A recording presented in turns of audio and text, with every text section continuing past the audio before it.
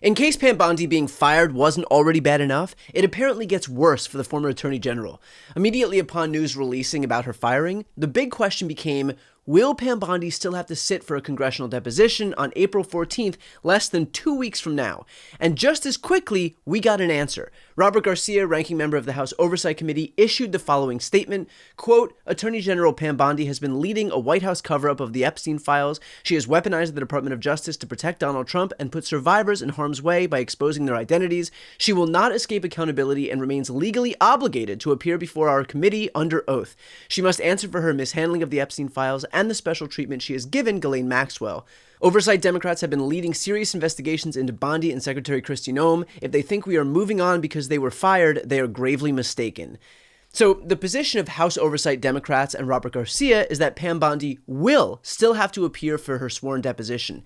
However, it's worth remembering something important. The Republican Party isn't and never has been interested in true accountability because Pam Bondi's refusal to be forthright wasn't a bug, it was a feature of this administration. Which is why now, as far as Republicans on the committee are concerned, Semaphore is reporting that the Oversight Committee spokesperson for Republicans says, quote, since Pam Bondi is no longer Attorney General, Chairman Comer will speak with the Republican members and the Department of Justice about the status of the deposition subpoena and confer on next steps. Which is a lot of words to say that the writing is on the wall, and James Comer is all but guaranteed to confer with the DOJ and decide that, surprise, surprise, now that Pam Bondi's no longer AG, somehow her valid subpoena no longer applies. But remember, the subpoena was issued to Pam Bondi, not to the Office of the Attorney General. It's still valid whether she's the Attorney General or not. And you don't get to defy a subpoena just because you've changed or lost your job. If I was working at YouTube and then I got subpoenaed by Congress and then I left my job at YouTube to go work at Facebook, do you think that I could simply tell the Oversight Committee or Congress that I got a new job and therefore their subpoena of me no longer applies? It's the same logic at play here. Getting fired is not some magic bullet to avoid accountability. But here's the thing. Nothing that this administration or the GOP do is for true accountability. This is the same party that is right now engaged in a massive cover-up of the Epstein files.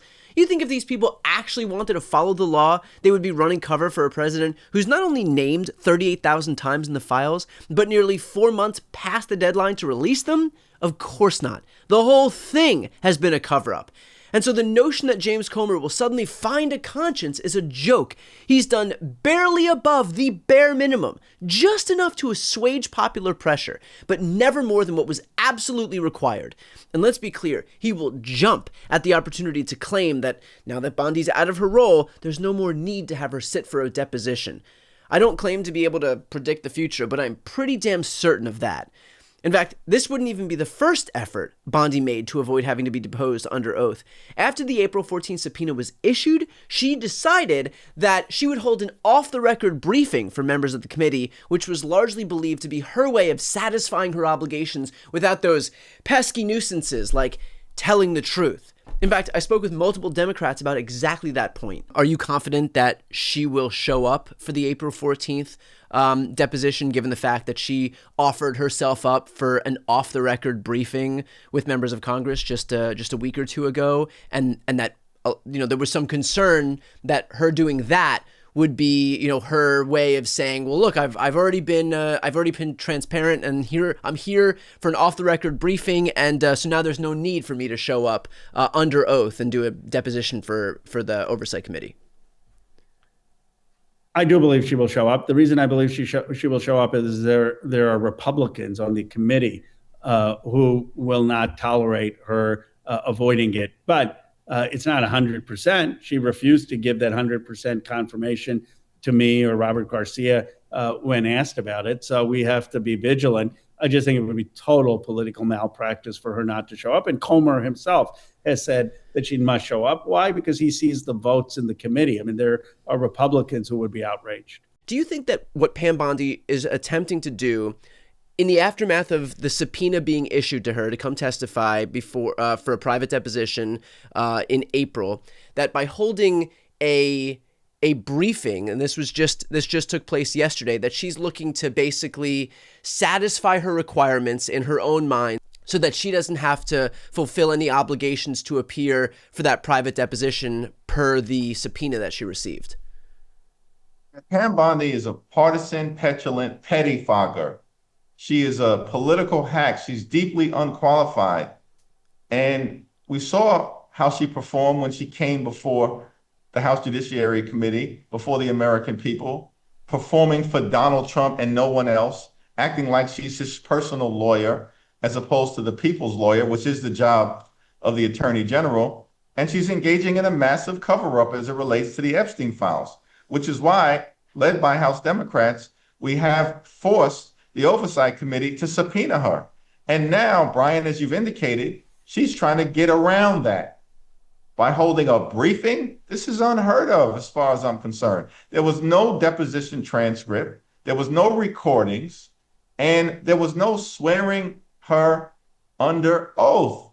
And so she can say all manner of things without fear of being prosecuted at some point later on for perjury.